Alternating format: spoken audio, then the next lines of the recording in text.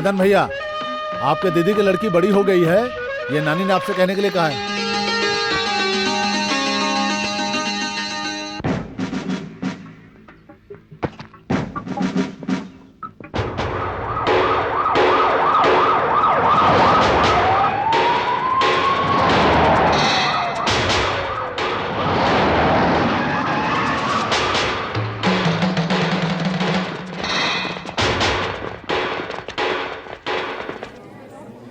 आइए आइए आइए आइए। हमेशा की तरह मैं यहाँ से तमाशा देखकर चला जाऊंगा। मेरे जाने के बाद तुम लोग हंसोगे कि बेवकूफ चला गया, लेकिन अब ऐसा नहीं होगा। वीरभद्र की अगर किसी ने मदद की तो उसको जेल में बंद कर दिया जाएगा। उधर देखो।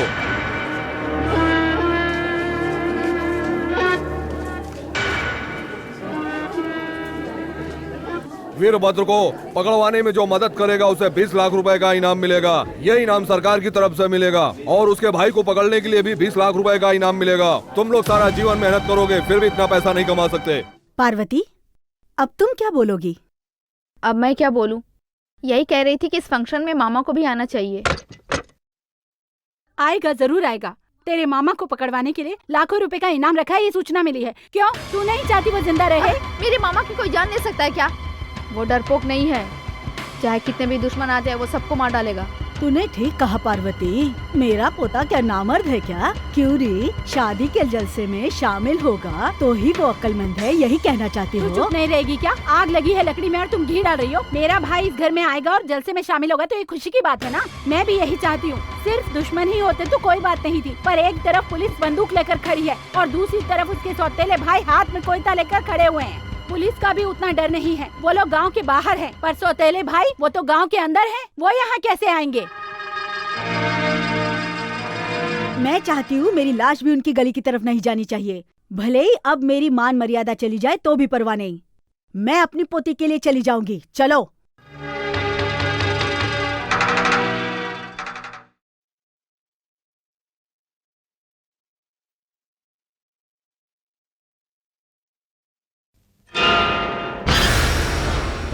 नीचे रख। सोचा था कि मरते दम तक इस घर में कदम नहीं रखूंगी। क्या बात है, पूछे इससे। क्यों आई हो? क्यों, आप नहीं पूछोगे कि क्या बात है? तो माँ जी के साथ आई हो इसलिए सर उठा के इस तरह खड़ी हो, वरना सर काट देता। मैं तुम लोगों की दादी हूँ, ये तो याद है ना? मुझे बहुत खुशी हुई, मैंने ही तुम्हारे बाप को पैदा किया था। तुमने हमारे बाप को पैदा किया इसलिए अब तक यहाँ खड़ी हो, लेकिन जिस घर में हमारे बाप की हत्या हुई वहाँ पर तुम खाना खाती हो। हम तुम्हारी क्यों इज्जत करें? अरे एक ही बात कब तक बार बार कहता रहेगा? तेरे पिताजी को मरे हुए कितने साल हो गए? तुम लोगों ने खाना खाना छोड़ दिया, सोना छोड़ दिया, बाहर जाना छोड़ दिया क्या? अरे कब तक एक दूसरे का कत्ल करते रहोगे तुम लोग? क्या इसकी वजह से तेरे पिताजी वापस आएंगे? मैं तो मरने से पहले तुम लोगों को एक करना चाहती थी। यही मुझे डर है कि मेरे से पहले कहीं तुम लोग खुद एक दूसरे को काट कर मार कर मेरी बच्ची कुछ इज्जत उछाल दोगे। तुम रो क्यों रही हो? हमें तो एक वक्त की रोटी भी बहुत मुश्किल से मिलती है। अरे मैं तुम लोगों के लिए ही रो रही हूँ। अरे पुरानी समस्या को लेकर बदला लेना चाहते हैं ये लोग, और तुम बहुओं को भी एक साथ नहीं रहने देते। वो लोग कमा कर भी उस पैसे से खुश नहीं रह सकते।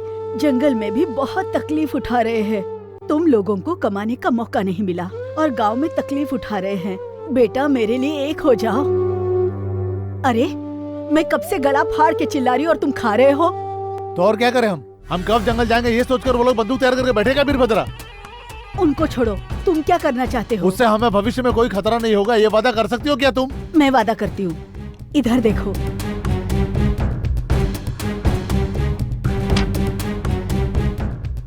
अब मेरी बात सुन। तुम लोगों को उनसे कोई खतरा नहीं होगा, ये मैं दीपक पर हाथ रखकर कसम खाती हूँ। मैं भी आज इस अनाज की कसम खा करके कहता हूँ, मैं तुम्हारे साथ कोई गद्दारी नहीं करूंगा। तुम लोग क्या कहना चाहते हो? वीरभद्र और उसका भाई माधव को पकड़ने पर हर एक के बदले 20 लाख देने की सूचना मिली है। क्या आप सच में देंगे सर? वीरभद्र कोई तुम्हारी जेब में है क्या जो इस तरह की बातें कर रहे हो? तुम लोग उसे कैसे पकड़वा सकते हो? तुम्हारा और उसका खून तो एक ही है ना? हमने उस बुढ़ी से झूठा वादा किया है सर। हमने उसे झूठ बोला है कि हम बदला नहीं लेंगे। मैं अपने बाप की मौत का बदला लेकर ही रहूंगा सर। और उससे भी जरूरी है वो 40 लाख रुपयों का इनाम। वो सब ठीक है, तुम लोगों को 40 लाख मिलेगा, गवर्नमेंट मेरा प्रमोशन कर देगी, ये सब तो सुनने में अच्छा लगता है। तुम लोग सच में उसे सरेंडर करवा दोगे? लेकिन उसने कई बार सरेंडर करने के लिए कहा। जब पुलिस वाले उसके पास गए तो उसने पुलिस वालों को मार दिया। अरे भैया, मैं तो बाल बच्चे वाला हूँ, अगर मैं मर गया तो मेरे परिवार को रोटी खिलाने वाला कोई भी नहीं है। सर हम बिल्कुल सच कह रहे हैं। आप हम पर शक करके उसे छोड़ो मत। उसके न पकड़ने पर आपकी तो प्रमोशन जाएगी सर, लेकिन हमारी तो जान चली जाएगी। सर अगर वो बचकर निकल गया और उसे पता चल गया हमने उसे धोखा दिया है तो हमें मार डालेगा सर। आपस में सुलह करेंगे, कहे के पन्नारी माता जी के मंदिर में तुम्हें बुलाया है। तुम्हारे चाचा का लड़कों ने इसी बात का फायदा उठा करके तुम्हें पुलिस के हवाले करने का एक प्लान बनाया है। ना बाप बड़ा ना भैया, सबसे बड़ा रुपया, पैसा ही सबसे बड़ा है, समझा क्या? क्यों बार बार नोट गिन रहे हो? ये सिर्फ एडवांस है। उसके सर के 20 लाख, इसके सर के 20 लाख, कुल मिलाकर 40 लाख। फिर हमारी पुश्ते आराम से जिएंगी।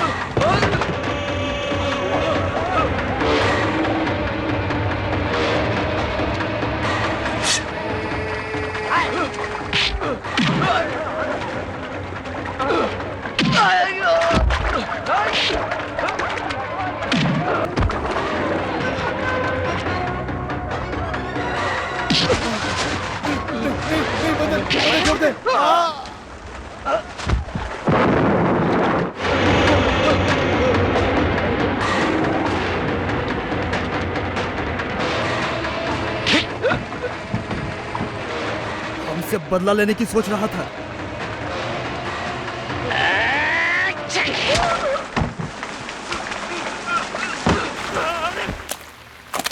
मुझे मत मारो भैया, मुझे माफ कर दो, मुझे माफ कर दो, मुझे माफ कर दो, मुझे मत मारो, मुझसे गलती हो गई। मैं आपके पैर पकड़ता हूँ, मुझे माफ कर दो। इसे मत मारो, उसे छोड़ दो। ये भी तुम्हारा भाई है, इसका खून भी तुम्हारा खून है ना। इसके भाई ने जो धोखा दिया, उस वजह से तुमने तीनों को काट कर मार दिया।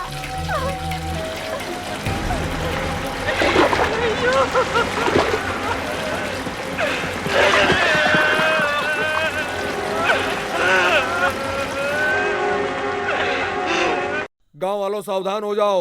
इस गांव में मदन ने 7 लोगों को टुकड़े टुकड़े कर दिया है। उसकी मदद करना या छुपाना कानून की नजर में अपराध है।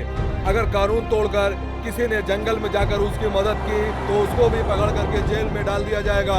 इसलिए सारे गांव वालों से गुजारिश है, आप लोग पुलिस की मदद करें। माता जी अपना मदन अपने चचेरे भाइयों को काट करके भाग गया है। पूरे गांव में पुलिस तैनात है। ये क्या कह रहा है? पूरे परिवार को काट कर फेंक दिया। अरे भगवान, बड़ी मुश्किल से सारे लोगों में सुलह करने की कोशिश कर रही थी मैं, पर इसने क्या कर दिया? मदन पागल हो गया है क्या? क्या कर दिया उसने? मंदिर में सुलह करेंगे कह के बुलाया था और पुलिस को खबर करके पकड़वाने का प्लान भी बनाया था उन लोगों ने। उसने कसम खा के भी बदला लेना चाहता था, तब तो टुकड़े टुकड़े करके फेंकने ही चाहिए थे। मेरे पोते ने जो किया ठीक किया।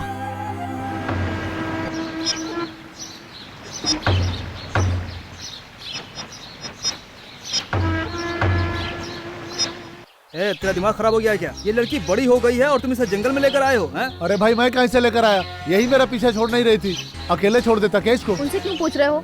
मुझसे बात करो। अपने घर में मैंने शादी करने के लिए तुमको बुलाया था और तुमने चाचा के बेटों की जान ले ली। ये कैसा इंसाफ है? इंसाफ ना इंसाफी मैं नहीं जानता हूँ। मैं सिर्फ अपने भैया को जानता हूँ। वो हमसे गद्दारी करके वो मेरे भैया की जान लेना चाहता था, उनका हाथ पकड़ना चाहता था। इसीलिए मैंने उसके शरीर से उसके सर को ही अलग कर दिया। अगर मेरे भाई को कोई छूने की कोशिश करे, चाहे वो भगवान ही क्यों न हो, मैं चुप नहीं रह सकता। आपके लिए आपका भाई जरूरी है तो मेरे लिए वो जरूरी है। मेरा होने वाला दूल्हा मेरे घर आएगा और वो मुझसे शादी करेगा।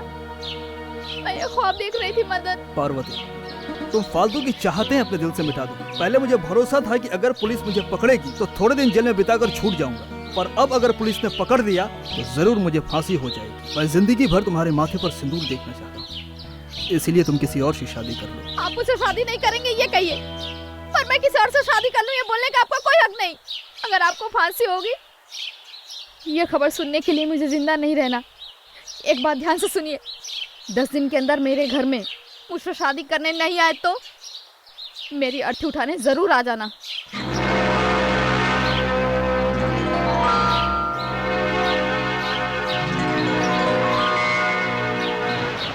ए मदन, जब प्यास लगे तभी पानी पीना जरूरी होता है। कुआं खोदने के बाद पानी पीऊंगा ऐसा बोलेगा तो कैसे चलेगा।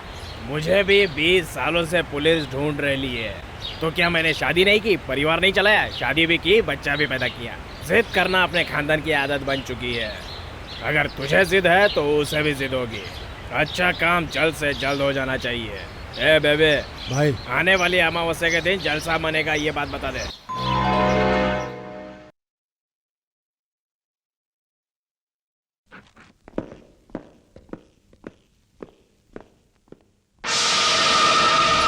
ये कैसे हुआ? सर मैं आपको एक खबर दे रहा हूँ, आने वाली अमावस्या को वीरभद्र के भाई और पार्वती में मंगनी होने वाली है। और उस दिन मंगनी करने सर वीरभद्र और उसका भाई दोनों मंगनी करने आएंगे सर। और आप उस दिन आ गए तो दोनों को बहुत आराम से पकड़ लेंगे सर।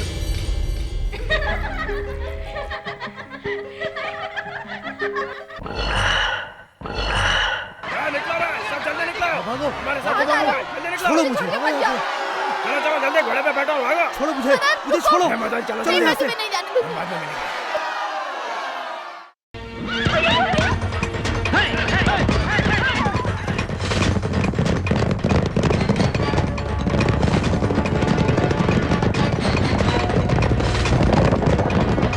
छोड़ो मुझे, मदन छोड़ो।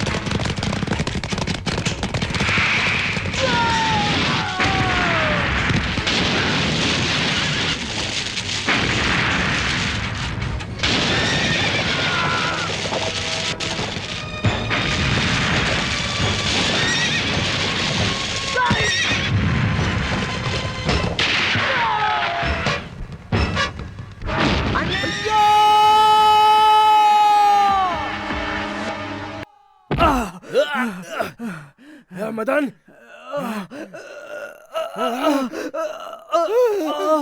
मदन मदन भैया भैया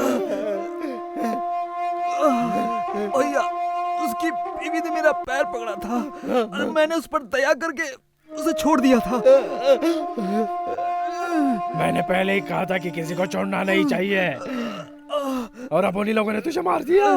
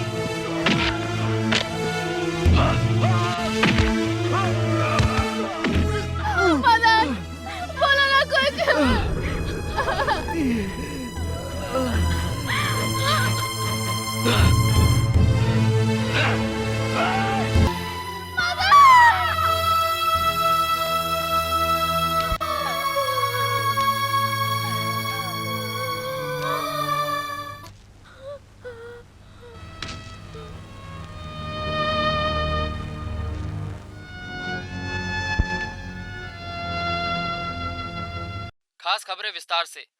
चंदन तस्कर वीरभद्र ने मशहूर वैज्ञानिक लॉरेंस का अपहरण कर लिया है। वीरभद्र और पुलिस में हुई मुठभेड़ में वीरभद्र का भाई मदन मारा गया। ऐसा पता चला है कि उसी का बदला लेने के लिए वीरभद्र ने वैज्ञानिक लॉरेंस का अपहरण कर लिया है। वीरभद्र के आतंक को मिटाने के लिए सभी इलाकों में पुलिस फोर्स लगाई गई है। वो लोग सत्यमंगलम पन्नारी के जंगलों में वीरभद्र की तलाश कर रहे हैं। इसमें स्पेशल टास्क फोर्स में फोर्स की अगुवाई के लिए डीजीपी राम मूर्ति को तैनात किया गया है। आप लोग मुझे सैल्यूट करें और इज्जत दें, इसके लिए मैं यहाँ नहीं आया हूँ। मैं वीरभद्र को सलाखों के पीछे देखना चाहता हूँ। जब तक वीरभद्र सलाखों के पीछे नहीं होगा, ना आप चैन से बैठेंगे ना मैं बैठूंगा। अब किसी भी पत्रिका में गाय चोरी बकरी चोरी की खबर नहीं छपनी चाहिए। अगर खबर छपेगी वीरभद्र पकड़ा गया, ये खबर छपनी चाहिए। वीरभद्र के सरेंडर करने के मैसेज आने की वजह से उस पर कोई भी एक्शन नहीं लेना है। इस बात के लिए कलेक्टर ऑफिस से सर्कुलर आया है सर। वीरभद्र का सरेंडर होने का मैसेज पहली बार नहीं आया है।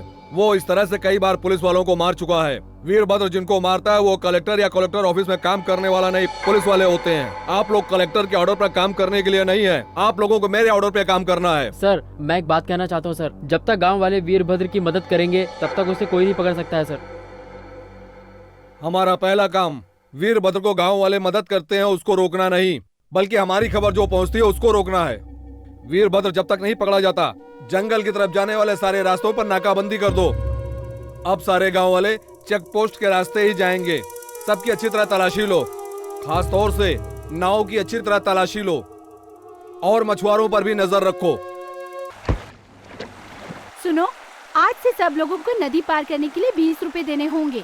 अरे अचानक तुमने इतना भाव कैसे बढ़ा दिया? हम वीरभद्र को खाना देकर लाखों रुपया नहीं कमा लेते। हम तो मजदूर हैं, मजदूरी करते हैं और अपना परिवार का पेट भरते हैं। मैं चोरी चुप के तुम लोगों को इस पार से उस पार पहुंचाती हूँ और अपनी जान जोखिम में डालती हूँ, और तुम लोग वहाँ जाकर पैसा कमाते हो और मुझे 10 रुपए ज्यादा देने में रो रहे हो। ठीक है, नाराज मत हो। हम तुम्हें नहीं देंगे तो और किसको देंगे?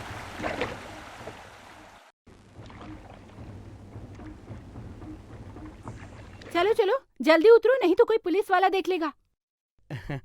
अब शाम को मिलना तुम। अरे जब आओगे तब मिलेंगे। सुनो, पहले पैसा दो। ये लो अपना पैसा। ये लो। सुनिए सुनिए, अरे रुकिए तुम, मुझे उस पार जाना है। ए रुको, वो तो चोरी से नाव चला रही है, फिर वो तुझे कैसे लेके जाएगी? क्यों? यहाँ सारे गांव वाले वीरभद्र और पुलिस वालों के चक्कर में फंसकर तकलीफें उठा रहे हैं। पुलिस वालों ने कितने लोगों के हाथ पैर तोड़ दिए हैं। इन पुलिस वालों ने मेरे पैर में भी गोली मार दी है। ये देखो, ये अपना भी हाथ दिखा रहे। सारे नाखून काट दिए। मैं उस तरफ जाके ही रहूंगा। ठीक है, मरना चाहता है तो जा। ए, वहाँ गहराई है, डूब जाओगे। ए, तू मर जाएगा पागल आदमी। तो क्या करूं मैं? मेरा उस तरफ जाना बहुत जरूरी है। अरे तो उसके लिए अपनी जान देगा क्या? मैं मर जाऊंगा, आप इतना सोच रही हैं तो थोड़ा रहम कीजिए। मुझे अपनी नाव में बैठा लो, मुझे तैरना नहीं आता है।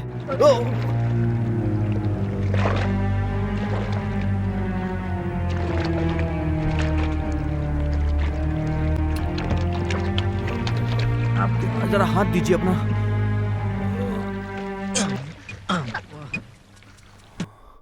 ए, जब तुम्हें तैरना नहीं आता तो नदी में आने को किसने बोला? बचाने के लिए आप है ना। यहाँ तुमको पानी तक नहीं मिलेगा। इस गांव में क्या करने के लिए आए हो? मैं भी ऐसा ही सोच रहा था, क्योंकि आपने मुझे बचा लिया तो मैंने भी इसी गांव में रहने का फैसला कर लिया है। ये बताओ, तुम कौन हो? पुलिस वाले हो? वीरभद्र की फोटो खींचने आए हो? अरे ऐसा कुछ भी नहीं है, मैं एग्रीकल्चर ऑफिसर हूँ। ये एग्री क्या है? वही जो आपकी खेतों की फसलों के लिए बीज देता है ना, वही ऑफिसर हूँ मैं। ओह, तुम खेती बाड़ी वाले ऑफिसर हो? इस तरह समझाना चाहिए ना। ये बताओ क्या करने आए हो यहाँ? मैं आपको क्या बताऊँ, पहले बड़े ऑफिसर से लड़ने पर कहीं दूर ट्रांसफर कर देते थे और अब वीरभद्र के जंगल में भेज देते हैं। आहा, मानना पड़ेगा, मेहनत करो तो जरूर फल मिलता है। ये खूबसूरती देखते ही बनती है। मैं तो जगह की खूबसूरती की बात कर रहा था।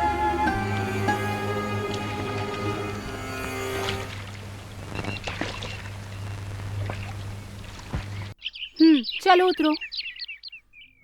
कितने पैसे हुए? मैं मदद करने का पैसा नहीं लेती। तुम्हारा नाम क्या है? ये सब जानकर क्या करोगे?